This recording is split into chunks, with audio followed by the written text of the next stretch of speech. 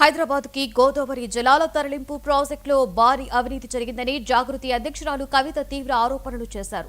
Project రూపకల్పనలో CM Revanth Reddy Meka కృష్ణారెడ్డితో కుమ్మక్కయ్యారని ఆరోపించారు. మొదట 1500 కోట్ల రూపాయలతో రూపకల్పన చేసిన ప్రాజెక్టు వ్యయాన్ని అమాంతం 7500 కోట్లకు పెంచారు అన్నారు. ఆ తర్వాత ఎలాంటి పోటీ లేకుండా నేరుగా మేకా కంపెనీకి కాంట్రాక్టును అప్పగించారని పేర్కొన్నారు. వరకు కూడా మన రాష్ట్ర ముఖ్యమంత్రి గారు ఏమన్నారు, కాళేశ్వరం అనేది కూలిపోయింది అని మాట్లాడింది.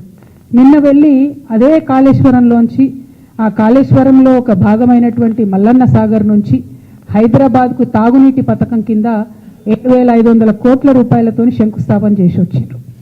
అదే ప్రాజెక్టు గత 2 సంవత్సరాలు కేసీఆర్ గారు ఉన్నప్పుడు కూడా ప్రణాళిక వేసింది 1500 కోట్లకు. కొండపోచమ్మ సాగర్ నుండి హైదరాబాద్కు నీళ్లు తీసుకొస్తే 1500 కోట్లలో అయిపోయేదానికి రేవంత్ రెడ్డి గారు మల్లన్న సాగర్ నుంచి హైదరాబాద్కు నీళ్లు తీసుకొస్తా అనేటటువంటి కొత్త ప్రణాళికను తీసుకొచ్చి 1500 కోట్లతోని హైదరాబాద్ ప్రజల దాహార్తిని తీర్చేదాన్ని 7500 కోట్ల వరకు పెంచి మెగా కృష్ణారెడ్డి గారు మరిన్ని మేడలు కట్టుకోవడానికి అనుకూలంగా చేస్తున్నారన్న విషయాన్ని వాళ్ళ మనం గమనించాలి.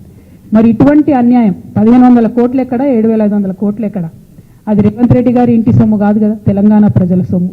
మరి తెలంగాణ ప్రజల సొమ్ము అన్యాయం జరుగుతున్నప్పుడు ఖచ్చితంగా మనం మాట్లాడాల్సిందే, ఎదిరించాల్సిందే అని కూడా ఈ సందర్భంగా నేను మన ప్రజలందరికీ కూడా చెప్తూ, కంపల్సరీ ఎందుకు ఆ ఎస్టిమేషన్ పెరిగింది అనేటటువంటి విషయం ప్రభుత్వం ప్రజలకు జవాబిచ్చేంత వరకు కూడా మేము తెలంగాణ జాగృతి పక్షాన ప్రభుత్వాన్ని ప్రశ్నిస్తామనేటువంటి విషయాన్ని కూడా ఈ సందర్భంగా నేను తెలియజేస్తా ఉన్నాను. నిన్న మొన్నటి వరకు కూడా మన రాష్ట్ర ముఖ్యమంత్రి గారు ఏమన్నారు, కాళేశ్వరం అనేది కూలిపోయింది అని మాట్లాడింది. నిన్న వెళ్ళి